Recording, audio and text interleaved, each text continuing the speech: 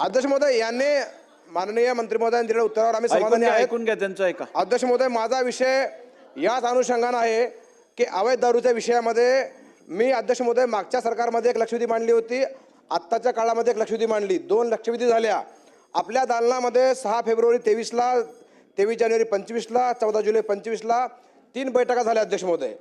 आणि इतिवृत्त माझ्याकडे आहे, इतिवृत्त तुम्हाला पाठवून देतो. या इतिवृत्त अजूनही कारवाई नाही अध्यक्ष महोदय. हे खरं तर अत्यंत चिंतेचा विषय आहे.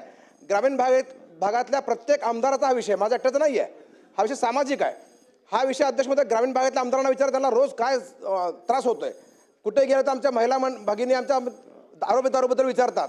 अध्यक्ष महोदय आपण लाडक्या बहिणी म्हणतो, लाडक्या बहिणीचं दुःख जे काय असेल तर अवैध दारूवर आळा घालण्याचं दुःख आहे.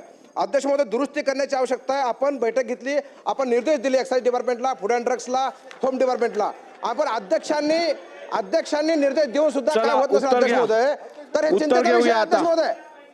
अध्यक्ष महोदय आपण निर्देश दिलेले आहेत तरी काय होत नाही, हा चिंतेचा विषय अध्यक्ष महोदय, चिंतेचा विषय आहे. महोदय पुन्हा सदस्यांना सांगतो, प्रत्येक गोष्टीत लाडकी बहीण आणू नका, लाडक्या बहिणीच्या विरोधात जाऊ नका, घरी बसावं लागेल. प्रत्येक गोष्टीत लाडकी बहीण, लाडक्या बहिणींचे पैसे चालूच राहतील, ती योजना सुरूच राहील.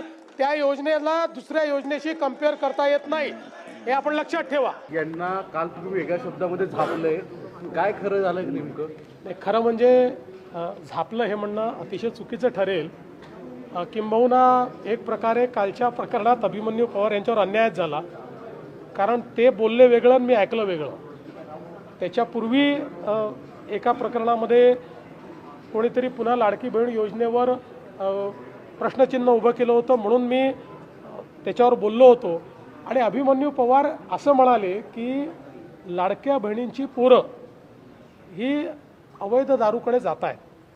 माझ्या ऐकण्यात काही वेगळं आलं आणि म्हणून मी त्या ठिकाणी म्हटलं की लाडक्या बहिणींवर तुम्ही आक्षेप घेऊ नका. त्यांनी लाडक्या बहिणींवर आक्षेप घेतला नव्हता, पण दुर्दैवाने ते मी म्हटल्यामुळे सगळ्या चॅनलनी चालवलं, अभिमन्यू पवारला झापलं.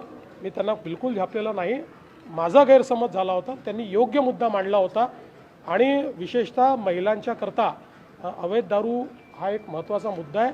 त्यांच्याकडे त्यांनी तो प्रश्न देखील माझ्या लक्षात आणून दिला आणि अतिशय कडक कारवाई करायला मी सांगितलं. आर्वीमध्ये एक ड्रग्सचा साठा सापडलेला आहे, पोलिसांनी कारवाई केली. म्हणजे तिथले स्थानिक आमदार सुमित ठाकरे यांनी पोलिसांवर टीका केली की पोलिसांचं दुर्लक्ष राहतं, त्यामुळे अशा प्रकारे प्रमाण वाढत आहे. सुमित वानखेडे मला देखील येऊन भेटले आणि निश्चितपणे याची अजून सखोल चौकशी करावी लागेल. याचं कारण इतका मोठा साठा हा जर त्या ठिकाणी सापडत असेल तर स्थानिक जे पोलीस आहेत ते नेमकं त्या ठिकाणी काय करतायत हा प्रश्न निर्माण होतो, जो सुमित वानखेडेंनी निर्माण केलेला आहे त्याची चौकशी केली जाईल.